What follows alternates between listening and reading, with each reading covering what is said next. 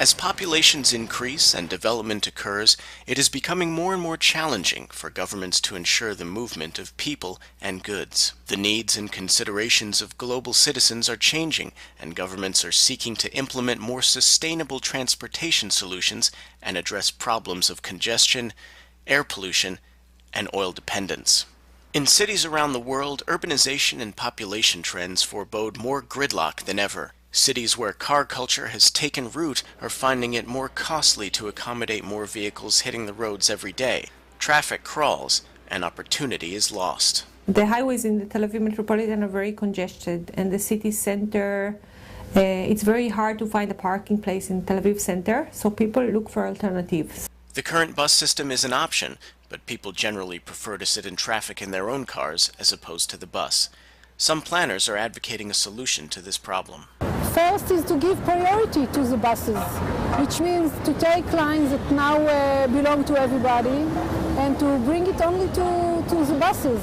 Traffic jams influence everybody, including the buses. So unless priority is going to be given to public transport, you'll know when you're getting on the bus, you'll never know when you're going to get off the bus. So you can't really plan your trip knowing that you won't be late to wherever you're going. If you dedicate lanes for public transport, you give them priorities at certain junctions, you can actually control the time it takes from point A to B. Dedicated lanes for public transportation take sitting in traffic out of the equation. Passengers board and disembark the buses at stations separated from the roadway. In the meantime, people are still primarily using their cars in Tel Aviv and many other cities around the world. One of the major consequences of congestion are the resulting health impacts of tailpipe emissions. There are at least 1,000 cases of death annually in the Tel Aviv region alone that are due to air pollution. Another serious problem that results from cars on the road is climate change impacts of CO2 emissions from the production, transportation, and consumption of oil. Greenhouse gases in the transportation sector are just increasing tremendously, it's not going to stop. One solution to the emissions problem from transportation is being advanced in Masdar City, Abu Dhabi. Masdar is a carbon-neutral, car-free city where vehicles are prohibited from entering and circulating. To take their place, planners are designing an innovative personal rapid transit system. The idea is that you have automated cars, so public transportation with the character of the personal car, that will take people from A to B with minimal walking distances from their houses or their offices to a station.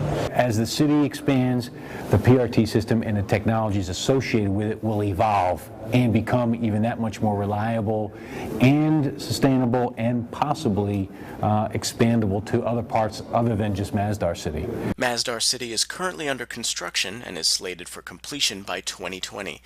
In its first phase, the PRT system will consist of 13 pod cars. When finished, there will be an estimated 3,000 automated pods to accommodate nearly 90,000 commuters. I can't believe that we're in a driverless pod right now. We have the passenger interface. In future, the intention will be that you would be able to change your destination if you so desired en route. Masdar is being built with efficiency and sustainability in mind. To achieve the city's carbon-neutral goal, the PRT system is being powered by electricity from renewable solar technologies. There's a lithium-ion battery at the back of the vehicle. The battery allows us about 60 kilometers of range, including air conditioning use, which is equal to approximately 5 hours of driving, and recharging is about an hour and a half to 2 hours. While the PRT system is ideal for use within cities and towns, governments and companies are seeking other electric-powered alternatives to the conventional gasoline-fueled vehicle. Transport and the need for fuels for transportation will grow. It's a very mobile world. We know that carbon fuels are finite. And this is not an issue that you think about in terms of 10 years or 20 years. You think 30, 40, 50, 60 years ahead. And at one point, it makes full sense to electrify. Whether it will be faster or slower, that you can debate.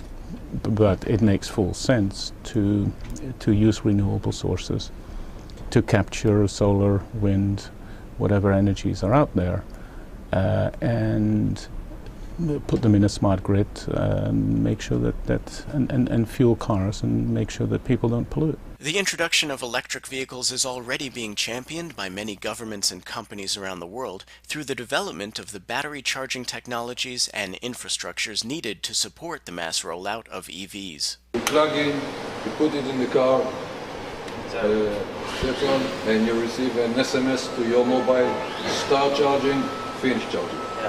EVs rely on an infrastructure that's in virtually every home and every business in the developed world, and even many, many homes and businesses in the developing world.